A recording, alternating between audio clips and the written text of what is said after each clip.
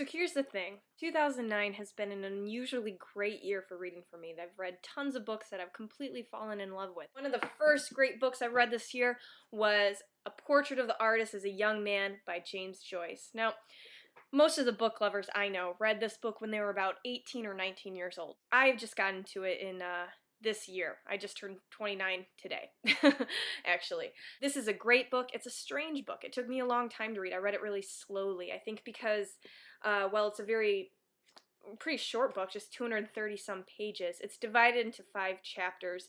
It has very little white space. It moves very associatively. It is not a book well suited to reading just a couple pages at a time. It wasn't exactly, what I wanted to get a couple paragraphs in before I fell asleep each night. It wasn't that kind of book. But it's a great book. It really is. It, of course, follows Stephen Daedalus as he grows up and tries to make sense of his relationship with religion, with family, with nationality. One of the things that I haven't heard talked about with this book very frequently is that it has a wonderful, sly humor.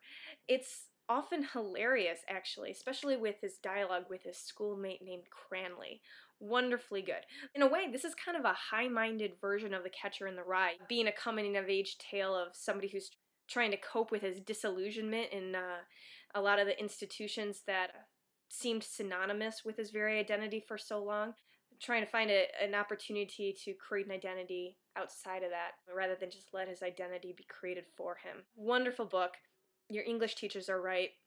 It's outstanding. Oh, one last thing about it before I move on. This book, of course, is really well known for playing with language, with sentence making, and so on. For Joyce's toying with the structure of a novel, all laying the groundwork for his masterpiece Ulysses, which I've not yet read, but I'm going to, and perhaps we'll do a video. And indeed, I think the language is really a key part in the making of this novel. It's not merely descriptive, but an active part in creating the character of Stephen and the character of his country and his schoolmates and family and so on.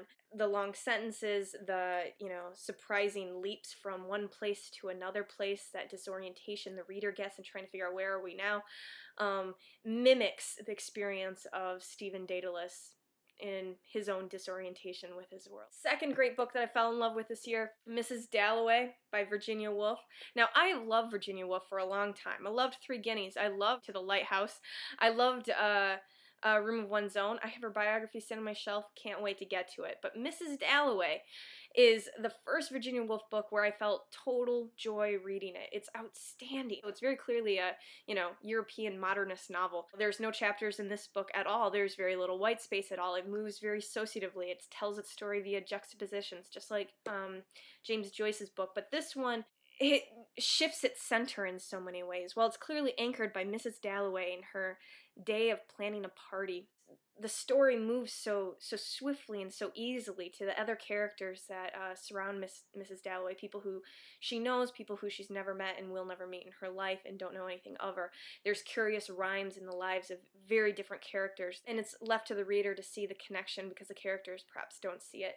Things that seem like they're setting up the novel for a certain kind of melodrama or so on, such as Mrs. Dalloway's strange marriage and her, love of women in a romantic way, aren't actually the triggers you might think they are. They're merely facts, because they are facts of her day. This is not an anecdotal book, just things that happened in this one day. It rather coalesces in a way to feel absolutely monumental.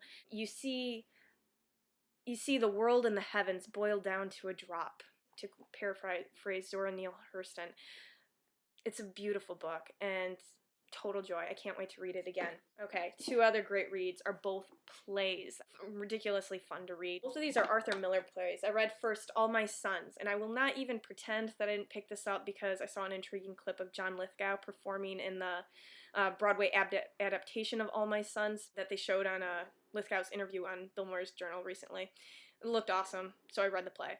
And the play is, in fact, awesome. It came out in 1947. This is pre-Death of a Salesman, Arthur Miller. It's very much centered on Joe Keller and his ambiguous, not quite innocent relationship with post-war America. He profited very greatly off the war, and he did so in ways that let other people take the responsibility for a particular scandal that occurred at his machine shop. It's situated so wonderfully ambiguity and ambivalence. There are no absolute heroes in this book. It questions so much how the past and present intrude upon each other, how a father and son, relate to each other, what we excuse each other of, what we excuse ourselves of, what we take responsibility for, and what does responsibility even mean? It questions our social contract with the communities we come from and how we are in debt to it and also benefit from it. It's all these huge questions, all while focused on just one particular family and their little dramas and little tragedies and little hopes. And it, like Mrs. Dalloway, focused so intently on the particular, of course, takes on the scope of the troubling universal. I had hoped that this would be some sort of convenient redemption story. It's nothing is that neat, just like life is not that neat. And this is an experience to be had. All my sons, I wish I could get to Broadway and see John Lithgow in it. Okay, the other Arthur Miller play I read was After the Fall, written 20-some years after that one. This is interesting because Arthur Miller got a reputation for being a, strict realist playwright, but After the Fall is, takes a very different form. It actually takes place entirely in the protagonist, Quentin's, head. In other words, it moves very associatively. So he's remembering something that happened with a girlfriend, and that triggers another memory, say, of his mother, and then his mother shows up on the other part of the stage. The play tries to move how a mind moves. It definitely takes a bit of imagination to read when you don't see it set out before you. But it's really worth it. This was an outstanding play. This might be my favorite Arthur Miller play entirely. It's got a bit of a reputation for being like the Marilyn Monroe play because there's a character and relationship that one would be hard-pressed to not see the parallels between that and Miller's own relationship with Marilyn Monroe, and this incidentally was produced very shortly after Monroe died. That's one strong piece of the play, but that's also just one piece of the play. This is another play that deals very much with, guilt and community and family. It's interesting because it takes place in an America that is still just beginning to memorialize the Holocaust. The main character and a German love interest go to visit Auschwitz together, and it's interesting because to think about like the context for this, when that is just beginning to be something that you do, go tour a Holocaust camp. It's also coming right around the time of the blacklisting and communism and so on of that history in America, and the way he relates it is astonishing. All these complex questions come up. I could not even talk when I finished this play. Finished it when I was in a car with a friend. A friend asked me like, how was it? Wanted to talk about it. Couldn't speak. I just sat there thinking about it. And so here now I am telling you about it. This is a great play. This is a great play. This is a great novel. And this is a great novel. I look forward to you checking out those books and telling me what you think about them so we can continue the conversation.